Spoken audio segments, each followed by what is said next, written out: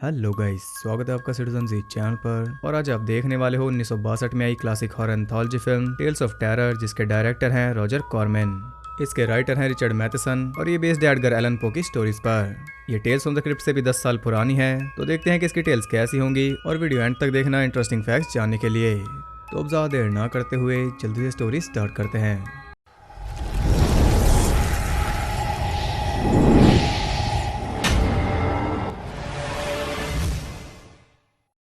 पहली स्टोरी का नाम है मोरेला। ये कहानी है लेनोरा की, जो कि अपने फादर से मिलने आई है उसके बड़े और पुराने मेंशन में। जैसी वो अंदर जाती है हम देख पाते हैं कि वो मेंशन कुछ ज्यादा ही पुराना है, बिल्कुल किसी भूत बंगले के जैसा। सालों से वहाँ पर सफाई नहीं हुई। वहाँ पर सिर्फ एक ही रूम साफ था और वो है उसके फादर लॉकी का, जिसका रोल किया है विंसेंट प्राइस ने, और ये हमें तीनों स्टोरीज में दिखेंगे। उस रूम में उसकी मां मोरेला की पेंटिंग भी है। लेनोरा अपने डैड से बात करती है, लेकिन वो उसे पहचानता ही नहीं, क्योंकि बचपन में ही लेनोरा को उसने अपने से दूर भेज दिया था और आज 26 साल बाद ये वापस आई है। जैसा कि हम देख सकते हैं लॉकी गम में डूबा हुआ है और वो अपनी बेटी से बात करना नहीं चाहता। इसका रीजन है मोरेला, और वो जिंदा नहीं है। लेनोरा के पैदा होने के 5 महीने बाद उसकी डेथ हो गई थी। तब से लॉकी को इससे नफरत है और इसकी शक्ल भी देखना नहीं चाहता। इसका कहना है कि लेनोरा ही मोरेला की कातिल है, पैदा होते ही उसे खा गई। वो भी जानती है कि उसका फादर उसे हेट करता है, लेकिन वो आखिरी बार उससे मिलने आई है और वो कहती है कि मैं एक दिन के लिए यहीं पर रुकूंगी। लॉकी भी मना नहीं करता क्योंकि मेंशन काफी बड़ा है, बल्कि वो जाकर मोरेला की पेंटिंग से कहता है कि तुम्हारी कातिल वापस आ गई। इधर लेनोरा पूरे घर में घूम रही थी और ऐसे वो पहुंच जाती है एक ऐसे रूम में जहाँ पर उसकी मॉम की डेड बॉडी आराम कर रही थी। उसे देखकर वो चिल्ला देती है। तभी लॉकी भी वहाँ पर पहुंच जाता है और वो कहता है कि उससे दूर हटो। लेनोरा को यकीन नहीं आ रहा कि इतने सालों तक उसके डैड ने उसकी मॉम को दफनाया ही नहीं। इतना ज्यादा वो उससे ऑब्सेस्ड है, तभी तो वो अपनी बेटी को इतना हेट करता है। या लेनोरा उसे बताती है कि मुझे एक बीमारी है और मैं भी कुछ ही महीनों में मर जाऊंगी। मेरे पास ज्यादा टाइम नहीं बचा, इसलिए मैं आपसे मिलने आई और अब मुझे लग रहा है कि मैंने यहाँ आकर गलत किया। ये सुनकर वो भी पिघल जाता है और अब उसकी सारी हेट गायब हो गई। लेनोरा उससे पूछती है कि मॉम मरी कैसे। वो बताता है कि यहाँ पर पार्टी हो रही थी और पार्टी में आने के लिए वो काफी वीक थी, लेकिन फिर भी वो आई और 1 घंटे के अंदर ही बेहोश होकर गिर गई। आप देख सकते हो कि यहाँ पार्टी के सामान पर भी जाले लगे हैं, यानी कि तब से इसने एक भी चीज को नहीं छुआ। ये घर तब से वहीं पर रुका हुआ है। खैर जब वो बेहोश हुई थी तो उसे उठाकर बेडरूम में ले गया था और मरने से पहले वो काफी गुस्सा थी। वो ये कह रही थी कि इट वॉज द बेबी, और यही कहते हुए वो मर गई। उसकी ये लाइन सी रीजन है जो लॉकी अपनी बेटी को हेट करने लगा। वो पूछती है कि आपने उन्हें दफनाया क्यों नहीं, तो वो कहता है कि मैंने दफनाया था, लेकिन मैं उसे वहां पर नहीं छोड़ सकता था। मैंने कई बार अपनी भी जान लेनी चाही, लेकिन ना तो मैं खुद को मार सका और ना ही मैं उसे दोबारा दफना सका। लेकिन अब हम दोनों साथ हैं, इसलिए अब हम उसे दफना सकते हैं। ये सुनकर वो भी खुश हो गई थी और ये काम वो करेंगे कल। ये दोनों तो खुश हैं, लेकिन इनसे भी ज्यादा खुश है मोरेला। हम देखते हैं कि उसकी बॉडी ठीक हो रही है। रात को उसकी आत्मा घर में आती है और वो सीधा पहुंच जाती है लेनोरा के पास। वो उसे मार रही थी और लॉकी समझ नहीं पा रहा कि आखिर हो क्या रहा है। देखते ही देखते वो मर जाती है। अब लॉकी को दुख भी हो रहा था और पछतावा भी, क्योंकि वाइफ भी ऐसे ही मरी थी और अब बेटी भी। अब तो और ज्यादा गम में डूब चुका था। तब अचानक वो फिर से जिंदा हो जाती है, लेकिन इस बार जो जागी है वो लेनोरा नहीं बल्कि मोरेला है। लॉकी जल्दी से भागकर बेडरूम में जाता है और देखता है कि वहाँ मोरेला की जगह लेनोरा की बॉडी सड़ रही थी। ये देखकर उसके हाथ से कैंडल गिर जाती है और अब वहाँ पर आग लग गई थी। तभी सामने से मोरेला आकर कहते हैं कि इतने सालों तक मैंने वेट किया वापस आने के लिए ताकि मैं अपना बदला ले सकूं, लेकिन ये अपने बच्चे से बदला क्यों लेना चाहती है। खैर वो लॉकी को भी मार रही है और यहाँ ये स्टोरी और भी अजीब हो गई। वो उसे भी मार देती है और उसके मरते ही उसने फिर से बॉडीज बदल ली। यहाँ पर लेनोरा हंस रही है और उधर मोरेला। इन तीनों के साथ ही वो मेंशन जल जाता है और इसी के साथ ये स्टोरी एंड हो जाती है। तो आखिर में स्टोरी काफी ज्यादा कंफ्यूजिंग हो गई और अब हमारे मन में कई सारे सवाल हैं। तो मैं आपके सामने कुछ थ्योरीज रखता हूँ जिनसे शायद आपको जवाब मिल जाए। तो सबसे पहला सवाल कि मोरेला ने लॉकी को क्यों मारा, जबकि वो तो उसे इतना प्यार करता था। तो इसका जवाब मोरेला ने खुद ही दे दिया था कि मैंने सालों तक वेट किया बदला लेने के लिए, और बदला उसे लेना था लॉकी से, जो कि उसने ले लिया। तो थ्योरी ये है कि मोरेला बाय चांस नहीं मरी, बल्कि लॉकी ने उसे मारा होगा और सारी गिल्ट उसने डाल दी अपनी बेटी के ऊपर। ये सारी कहानी उसने खुद ही बनाई होगी ताकि इसके बहाने वो अपनी बेटी को भी दूर भेज दे, और अपनी वाइफ को तो उसने मार ही दिया। ये सब करने का लॉजिक ये है कि शायद वो मेंशन मोरेला के नाम होगा और उसे मारकर लॉकी ने उसे हड़प लिया। उसे बच्चे की जिम्मेदारी नहीं चाहिए थी, इसलिए उसने ये कहानी बनाकर लेनोरा को भी दूर भेज दिया और फिर अकेले यहाँ पर ऐश करनी चाहिए, लेकिन वो नहीं कर पाया, जो कि घर की हालत देखकर पता चलता है। और वो इसलिए नहीं कर पाया क्योंकि मोरेला ने उसे करने नहीं दी। उसने लॉकी को डुबा दिया और वो घर में बंद होकर रहने लगा। जैसा कि लॉकी ने खुद कहा था कि मैंने मोरेला को दफनाया था, लेकिन मैं इसे फिर से वापस ले आया, और पता नहीं ऐसा क्यों है, लेकिन उसके बाद मैं इसे दोबारा दफना नहीं पाया। यानी कि मोरेला कुछ हद तक तो उसे कंट्रोल कर सकती थी। सालों तक उसने लॉकी को डुबा कर रखा क्योंकि वो उसे मार नहीं सकती थी। मारने के लिए उसे जरूरत थी एक बॉडी की और शायद उसके अपने खून की। इसलिए उसने सालों तक वेट किया और जब फाइनली लेनोरा वहां पर आई तो उसने अपना बदला ले लिया और इसके बाद उसकी बॉडी भी हंसते हंसते क्रीमेट हो गई, जबकि इससे पहले लॉकी उसे दफना नहीं पाया था। अब आप कहोगे कि इस सब में लेनोरा क्यों पिस गई, वो भी तो बेचारी मारी गई। तो आपने देखा कि मरते टाइम भी वो हंस रही थी क्योंकि कुछ टाइम बाद तो वो वैसे भी मरने वाली थी, और खुश वो इसलिए थी क्योंकि उसने भी तो बदला लिया। उसके फादर ने बचपन में उसे छोड़ दिया था, मिलना तो दूर, ना कभी उसका हाल चाल पूछा, ना ही कोई खैर खबर ली, और ऊपर से उसके सर पर उसकी मॉम की डेथ का ब्लेम डाल दिया। इसलिए वो भी बदला लेकर खुश थी। जैसे लॉकी ने मोरेला की डेथ को छुपा दिया था और लेनोरा को भी गुमनाम कर दिया था, वैसे ही मोरेला ने भी उसकी डेथ को छुपा दिया। सबको ये लगेगा कि घर में आग लग गई थी और वो जलकर मारा गया, जैसे कि लॉकी कहता था। पार्टी हो रही थी और अचानक वो बेहोश हो गई, बिल्कुल वैसे ही। अब ये तो हो गई एक अच्छी खासी थ्योरी, लेकिन आपको एक बहुत ही छोटी थ्योरी बताता हूँ जो कि बहुत ईजी है और बड़े ईजिली आपको रास आ जाएगी। वो है कि लगाव के चक्कर में लॉकी ने मोरेला की बॉडी को दफनाया नहीं और उसकी बेटी को कोई प्यार नहीं दिया, इसलिए उसे मुक्ति नहीं मिली और सालों के इस टॉर्चर के बदले में उसने लॉकी को मार दिया। ये थ्योरी बहुत इजीली हजम हो जाती है, लेकिन अगर आप डीप होकर सोचो तो ये पूरी स्टोरी को कनेक्ट नहीं कर सकती। खैर ये सिर्फ मेरी थ्योरीज हैं, क्या पता इसमें से कुछ भी सच ना हो क्योंकि मैंने स्टोरी नहीं पढ़ी। अगर आप में से किसी ने पढ़ी है या फिर किसी के पास और कोई थ्योरी है तो उसका मोस्ट वेलकम है, कमेंट्स में अपने विचार बता देना। सेकंड स्टोरी का नाम है द ब्लैक कैट।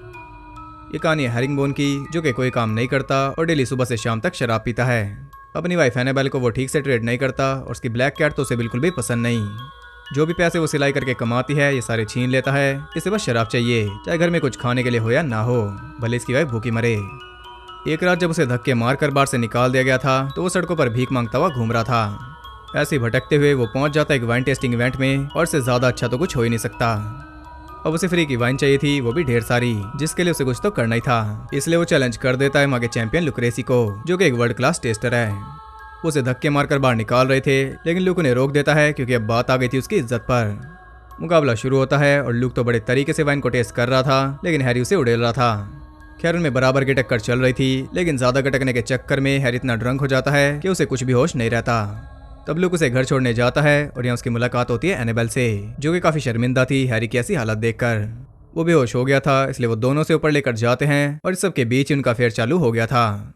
अब हैरी काफी खुश है क्योंकि पहले जब वो एनाबेल से पैसे मांगता था तो वो देती नहीं थी, लेकिन अब वो खुद उसे रोज पैसे देती है ताकि वो सारी रात एंजॉय करे। इस चेंज से वो काफी खुश है, लेकिन उसकी खुशी तब खत्म हो जाती है जब उसे समझ आता है कि ये चेंज आया कब से, उस रात से जब वो लूक को अपने घर ले गया था। वो सब कुछ समझ जाता है, इसलिए वो टाइम से पहले घर पहुंच गया था और यहाँ उसका शक यकीन में बदल गया। हैरी को इतना गुस्सा आता है कि वो सीधा जाकर एनाबेल को मार देता है और अगले दिन उसने लूक को अपने घर बुलाया था ताकि वो उसका भी काम कर सके। उसके ड्रिंक में कुछ मिलाकर वो उसे बेहोश कर देता है और जब उसे होश आता है तो वो खुद को बंधा पाता है और एनाबेल भी उसके साथ थी। हैरी उन दोनों को दीवार में सील कर रहा है। लूक उससे काफी रिक्वेस्ट करता है, लेकिन वो उसकी एक भी नहीं सुनता। जब उसने अपनी वाइफ को मार दिया तो भला इसकी वो क्यों सुनेगा। वो उन दोनों को हमेशा के लिए सील कर देता है और उसके बाद वो पूरे घर को छान रहा था ताकि उसे कुछ पैसे मिल जाएं, और वो उसे मिल भी गए। उन पैसों से वो पूरी रात पार्टी करता है और घर जाकर जब वो सो रहा था तब उसे एक अजीब सपना आता है जिसमें वो दोनों दीवार से बाहर निकलकर उसका सर उखाड़ लेते हैं और इसके बाद उसके सर से कैच कैच खेलते हैं। खैर जागने के बाद भी उसे चारों तरफ अजीब चीजें दिखाई दे रही थी। वहाँ पर दो पुलिस वाले आते हैं और वो सोचता है कि ये भी नकली हैं, लेकिन वो असली थे और इसने कुछ ज्यादा ही पैसे खर्च दिए और लोगों के मुताबिक इसकी वाइफ भी नजर नहीं आ रही, इसलिए इसके घर की तलाशी लेने आए हैं। घर को सर्च करते हुए वो पहुंच जाते हैं बेसमेंट में, जहाँ से हैरी को उन दोनों की आवाजें आ रही थी। सब कुछ चेक करने के बाद पुलिस वाले तो चल देते हैं, लेकिन घबराहट में वो उन्हें खुद ही क्लू दे देता है और तभी अंदर से एक आवाज आती है जो कि पुलिस वाले भी सुन पा रहे थे। वो जल्दी से दीवार को तोड़ते हैं और उसके पीछे थी उन दोनों की डेड बॉडीज और साथ में एनाबेल की कैट, जिससे वो नफरत करता था उसी बिल्ली ने उसे फंसवा दिया। इसी के साथ ये स्टोरी एंड हो जाती है। थर्ड स्टोरी का नाम है the facts in the case of mister Valdemar. ये कहानी मिस्टर वेल्डेमार की, जो कि एक बीमारी से धीरे धीरे मर रहा है।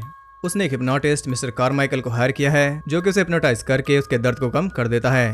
हालांकि उसकी वाइफ हेलन और उसके डॉक्टर जेम्स को यह तरीका पसंद नहीं। इंसान के दिमाग से खेलना ठीक नहीं, इसके कई साइड इफेक्ट्स भी हो सकते हैं। खैर वेल्डेमार तो इससे खुश है क्योंकि उसे राहत मिल जाती है और इसलिए हेलन भी खुश है। वेल्डेमार चाहता है कि जब उसकी मौत आए तो वो दर्द में ना हो, वो मर भी जाए और उसे पता भी ना चले, ऐसा कुछ वो चाहता है। और इसी के बदले में कारमाइकल ने उसे एक डील की है, जिसके तहत उसकी मौत आने से पहले वो उसके ऊपर एक एक्सपेरिमेंट करेगा।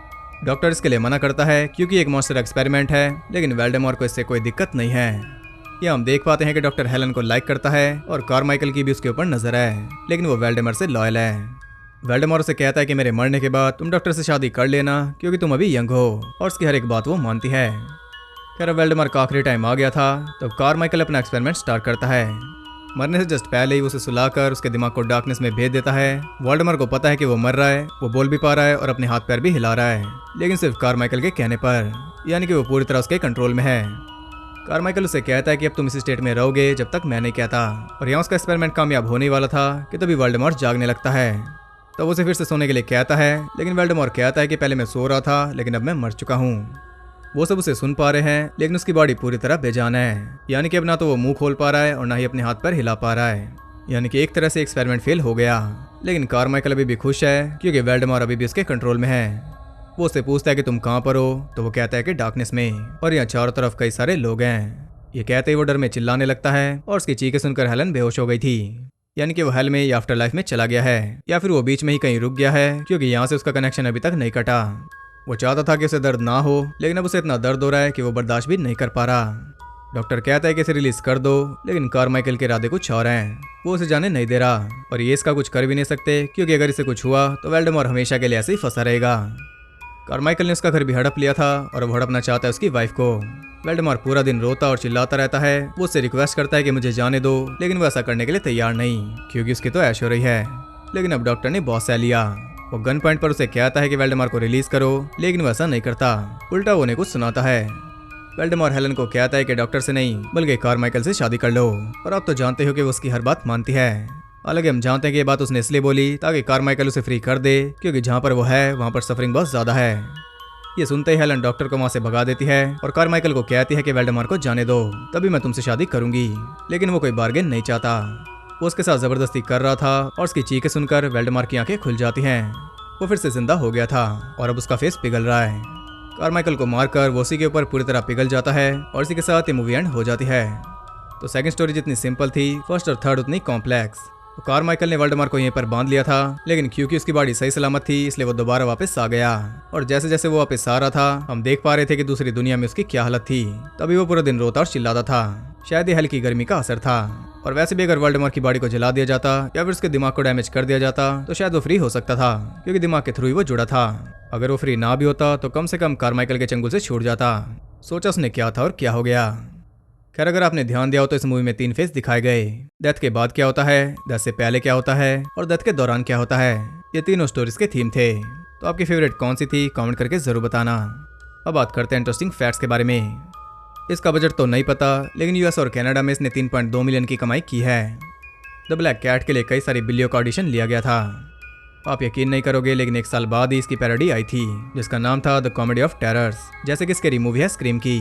लेकिन फर्क ये है कि उसमें भी सेम यही एक्टर्स थे और उसमें सेकंड स्टोरी को रिसाइकल किया गया है। आप खुद ही सोच सकते हो कि ये कितना स्मार्ट है, वो भी उस टाइम पर।